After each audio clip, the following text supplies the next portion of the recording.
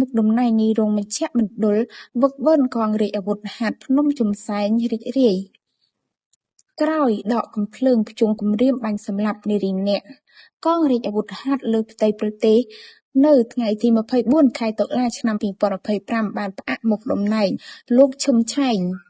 នាយរងមជ្ឈមណ្ឌលហ្វឹកហ្វឺនកងរាជអាវុធហត្ថភ្នំជំសែងរីករាយក្រោយដកកាំភ្លើងព្យួងគំរាមបាញ់សម្លាប់និងវាយក្បាលយុវតីម្នាក់ឲ្យរបួសត្រង់ក្បាលចំនួន2កន្លែងនៅខណ្ឌសែនសុខរាជធានីភ្នំពេញសេចក្តីសម្រេចរបស់កងរាជអាវុធហត្ថបានស្នើផ្អាកមុខតំណែងនិងបញ្ចូលសំណុំរឿងជនប្រព្រឹត្តបទល្មើសឈ្មោះឈឹមឆែមទៅអង្គាការអមសាលាដំបងរាជធានីភ្នំពេញសេចក្តីប្រកាសព័ត៌មានដដែលក្រោយការស្រាវជ្រាវប្រមូលភស្តុតាងនិងការស្ដាប់ចម្លើយបានរកឃើញថាឈ្មោះឈឹមឆែមពិតជាបានបង្កហិង្សាដោយចេតនាទៅលើជនរងគ្រោះពិតប្រាកដមែន